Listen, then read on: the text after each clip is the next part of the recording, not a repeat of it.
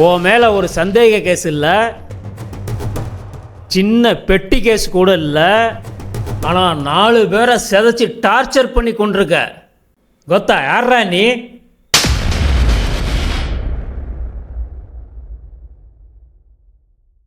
அதில் ஒருத்தன் Asian top 10 லிஸ்ட்டில் இருக்கிற பிஸ்னஸ்மேன், இன்னொருத்தன் லோக்கல் சப்போர்ட் உள்ள பிஸ்னஸ்மேன், மீதி 2 பேர் மோஸ்ட் வாண்டட் லிஸ்ட்டில் இருக்கிற ரவுடிஸ். டேய், எப்படா உனக்கு அவ்வளோ தைரியம் வந்துச்சு? சரி, எதுக்குடா அவங்க இமையெல்லாம் பிடிச்சி சேவ் பண்ணிட்டு கொலை பண்ண?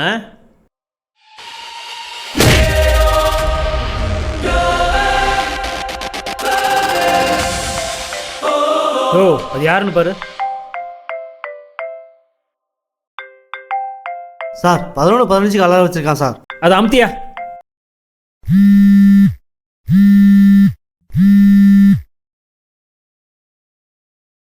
யோ, என்னையா பிரைவேட் இன்வெஸ்டிகேஷன் பண்ணா புடுங்கி தள்ளிடுவேன்னு சொன்ன? இங்க எனக்கு ப்ரெஷர் அதிகமாயிட்டே இருக்கு. மேல இடத்துல போட்டு கொடையறானுங்க எல்லாரும். என்ன அவனோட கொஞ்சிட்டு இருக்கீங்களா? ஐயோ, திறக்க மாட்டேங்கிறேன் சார். அத்தனை வாட்டி அடி வாங்கிட்டான் சார். இதுக்கு மேலே அடிச்சா பிரச்சனை ஆயிடுங்க சார். அவன் உண்மையை சொன்னானா இல்லையா? என்னதான் சொல்றான் அவன்? 4 பேரை கொண்டு இருக்கிறான். சொல்றேன், கொண்டது நான் தான். சார் கூப்பிட்ற வைங்க. என்ன நடந்துச்சுன்னு சொல்றேன்.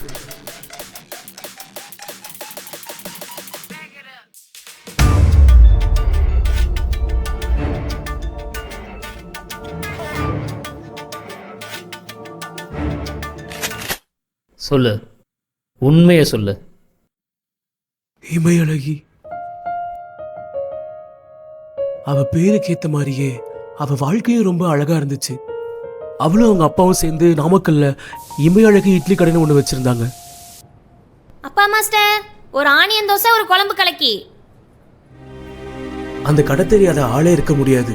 பசியோடு போறவங்களுக்கு அவங்க பரிமாற விதத்திலேயே பாதி பசி அடங்கிடும் அப்படின்னு அந்த இடத்துல இருக்க எல்லாருமே சொல்லுவாங்க.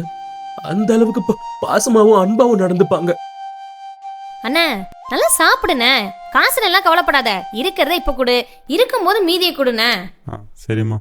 காசு பணத்துக்காக மட்டும் இல்லாம பசியோட வரவங்க மனசார சாப்பிட்டு போகணும் அப்படின்னு சொல்லிட்டு அவங்களோட பாசத்தோட சேர்த்து அந்த சாப்பாட்டை பரிமாறுவாங்க. அவ சரியா சாப்பிடாம இருந்தனாலையும் அடிக்கடி வேலை ஓவரா இருக்கனாலையும் மயக்கம் போட்டு கிறங்கிக்கிட்டே இருப்பா. அப்பதான் அந்த ஏரியால வந்து ஒரு ஃப்ரீ மெடிக்கல் கேம்ப் வைக்க போறாங்க. அங்க பாடி ஃபுல்லா வந்து ஃப்ரீ செக்அப் பண்ணி பிரச்சனை இருந்தா சொல்லி ட்ரீட்மெண்ட் பண்ண வைப்பாங்க அப்படின்ற மாதிரி ஒரு அனௌன்ஸ்மெண்ட் கேட்ட அவங்க அப்பா, இமையழகி அங்க போய் செக் பண்ணிக்கோ, அடிக்கடி ஏன் கிறங்கி மயக்கம் போட்டுக்கிட்டே இருக்குன்னு போய் பாருசாமி டாக்டர் கிட்ட அப்படின்னு சொல்ல, இமையழகி அந்த ஃப்ரீ மெடிக்கல் கேம்புக்கு போனா. அங்க போனதுக்கு அப்புறம் தான் சார் எல்லா பிரச்சனையும் ஆரம்பிச்சது.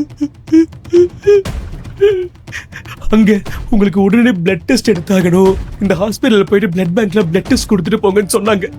சரின்னு அவளும் பிளட் டெஸ்ட் கொடுத்தா. 2 நாளுக்கு அப்புறம் ஒரு கால் வந்துச்சு. ஹலோ ஹலோ, இமையழகியா? ஆமாங்க. நீங்க தானே அடிக்கடி மயக்கம் வருதுன்னு சொல்லி பிளட் டெஸ்ட் கொடுத்துட்டு போனீங்க? உங்க உடம்புல சீரியஸா ஒரு பெரிய பிரச்சனை இருக்கு, அதை உடனே சரி பண்ணணும். இப்பவே வந்தீங்க அப்படின்னா காப்பீடு திட்டத்திலே முடிச்சிடலாம். இல்லைன்னா லட்சக்கணக்கில் செலவாகும். உடனே ஹாஸ்பிட்டல்ல வந்து என்ன பாருங்க. ஓகேங்க.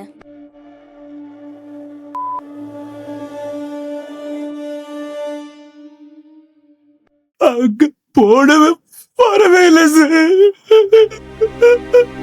2 நாளா வெயிட் பண்ணோம், 5 நாளா வெயிட் பண்ணோம்.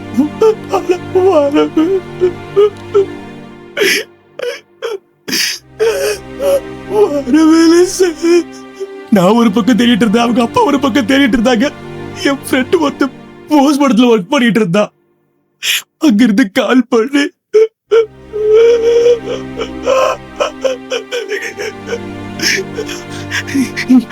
இமையழகி செத்து போயிட்டா. அவங்க அப்பா வந்து பாடி வாங்கிட்டு போயிட்டாரு.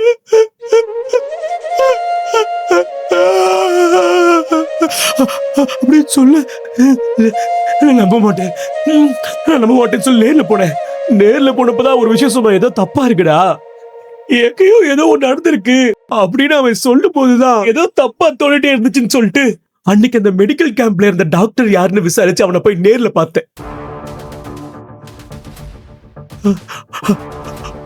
அங்கதான் அவ்வளவு பெரிய உண்மை தெரிய வந்துச்சு. அவ்வளவு பெரிய தப்பு நடந்திருக்கு. நமக்கு தெரிஞ்ச பிளட் குரூப்லாம் ABOAB, பாசிட்டிவ் அண்ட் நெகட்டிவ். ஆனா நமக்கு தெரியாத ஒண்ணு இருக்கு சார், RH. அந்த RH பாம்பே பிளட்னு சொல்லுவாங்க, கோல்டன் பிளட்னு சொல்லுவாங்க. அதுல நல்ல ஒரு குரூப் இருக்கு. அந்த குரூப் ரொம்ப ரொம்ப ரேர். இந்த உலகத்துல இருக்க மொத்த மக்கள்லயுமே 60 இருந்து 70 பேருக்கு தான் இருக்கு அப்படின்ற மாதிரி சொல்றாங்க. அதுவும் டோனர்ஸ் பாத்தீங்க அப்படின்னா 9 பேர் தான். அந்த பிளட்ல ஒருத்தவங்க தான் அந்த அபினவ் சக்கரவர்த்தியோட பொண்டாட்டி.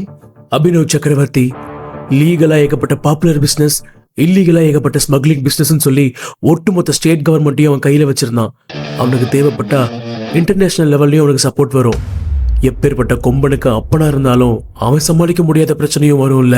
அப்படி வந்ததுதான் அவன் ஒய்ஃபோட பிளட் கேன்சர். ஏண்டா செத்துருவேன்னு பயப்படுறியா?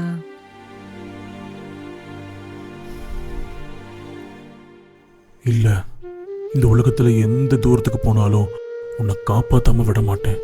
நீ இல்லாம அந்த லைஃபை என்னால யோசிக்கவே முடியாது.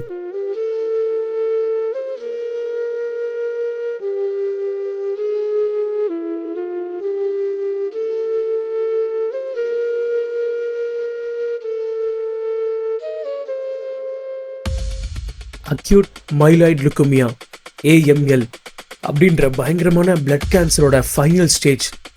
எவ்வளோ கீமோதெரப்பி கொடுத்தாலும் சரி பண்ண முடியாத இந்த பிளட் கேன்சரை சரி பண்றதுக்கு இப்ப இருக்க ஒரே வழி ஒட்டுமொத்த பிளட்டையும் சேஞ்ச் பண்ணி ஆகணும். அப்படி பண்ணாலும் அவன் உயிர் பழைப்பாளான்னு கேட்டா கொஞ்சம் கஷ்டம்தான் சொல்லும் பொழுது அவனால ஏத்துக்க முடியல. எவ்வளவு சொத்து இருந்தாலும், கோடி கோடியா பணம் இருந்தாலும் ஒய்ஃபை காப்பாற்ற முடியல அப்படின்றனாலேயே அவன் மிருகமானான்.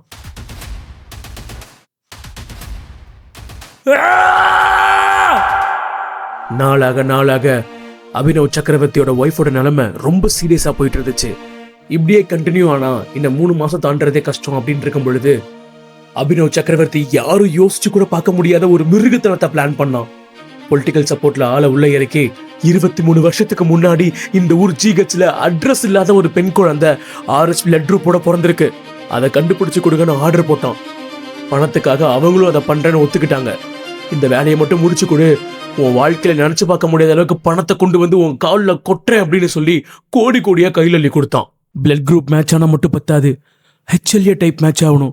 HLA human leucocytes antigen. தேடி தேடி ஆயிரக்கணக்கான பிளட் சாம்பிள்ஸை கலெக்ட் பண்ணியும் அவங்க எதிர்பார்த்த பிளட் குரூப் கிடைக்கல. ஆனா ஒரு நாள் அந்த பணக்கார பன்னியோட அதிர்ஷ்டமா இல்ல இந்த ஏழை இட்லி கடைக்காரியோட துரதிர்ஷ்டமான்னு தெரியல, இமையழகி உடம்புல இருந்து எடுத்த ரத்தத்துல பிளட் குரூப் HLA டைப் ரெண்டுமே மேட்ச் ஆகிடுச்சு. அபினவ் சக்கரவர்த்தி ஒய்ஃபோட பிளட் சாம்பிள்ஸும் இமையழகி பிளட் சாம்பிள்ஸும் மேட்ச் ஆகுதுன்னு தெரிஞ்சதுமே அவளை காப்பாத்துறதுக்காக என் இமையழகியை கடத்திட்டு போய் ஏமாத்தி கூட்டு போய் ரத்தத்தை ஃபுல்லா எடுத்து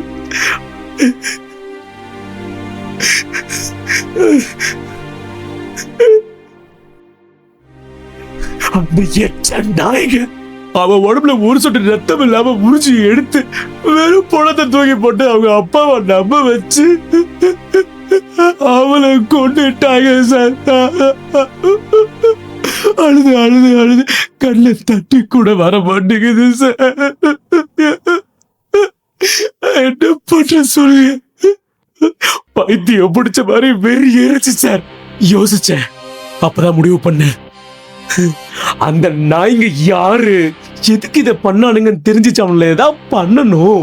இல்லைன்னா 10 வருஷமா அவளைய உசுரா நினைச்சதுக்கு என்ன சார் அர்த்தம்? அப்பதான் ஒருத்தனா கண்டுபிடிச்சு அவ செத்ததுக்கு காரணமானவளை ஒருத்தனையும் சாவடிக்க முடிவு பண்ண. அது யாருக்கும் தெரியலாலும் பரவாயில்ல, அவனுங்களுக்கு புரியணும்.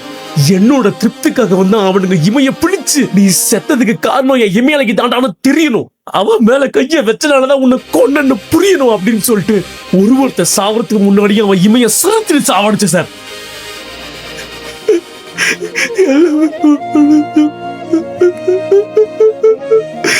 என்ன பண்றது தெரியல சார். வாழ்க்கை உலகம் உசிறு செத்து போயிட்டான் சார்.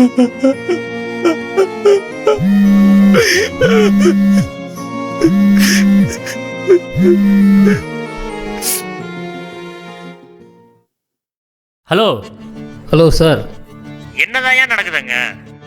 சார் இதுக்கு பின்னாடி பெரிய ஒரு சம்பவமே நடந்திருக்கு சார். கொடூரமாக ஒரு பொண்ணை கொலை பண்ணியிருக்காங்க சார். என்னுடைய எத்தனை வருஷம் எக்ஸ்பீரியன்ஸில் இப்படி ஒரு கேஸை நான் பார்த்ததே இல்லைங்க சார். என்னையா சொல்ற?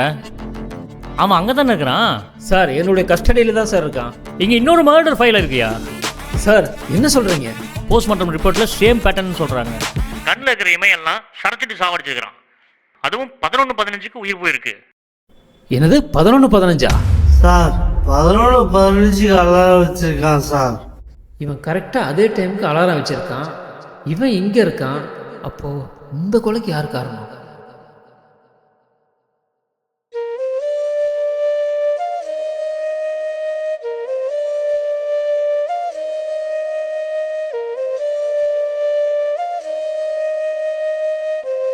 ஃபஸ்ட்டு அப்பாவுக்கு ஒரு கடை அரேஞ்ச் பண்ணி கொடுக்கணும், புகையில்லாத அடுப்பு ஒன்று வாங்கி கொடுக்கணும், அப்புறம் அப்பாவோட சம்மதத்தோட உன்னை கல்யாணம் பண்ணிக்கணும். இப்படியே காலம் ஃபுல்லாக உன் தோளில் சாஞ்சிட்டு இருக்கணும். இதை விட வேற என்ன வேணும் சொல்லி பார்க்கலாம்.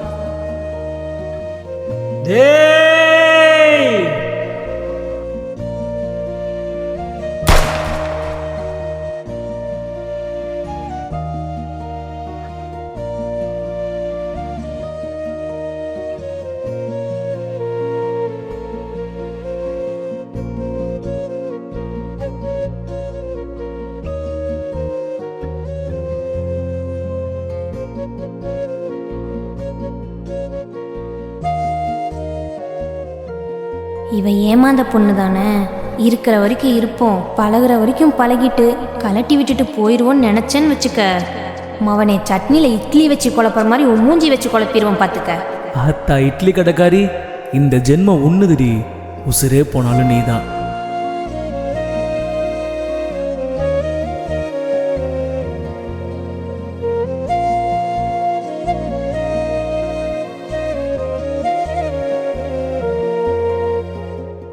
இங்கே இன்னொரு மர்டர் ஃபைல் இருக்கியா? போஸ்ட்மார்ட்டம் ரிப்போர்ட்டில் சேம் பேட்டர்ன் சொல்கிறாங்க. அப்போது இந்த கொலையை பண்ணது யாரு?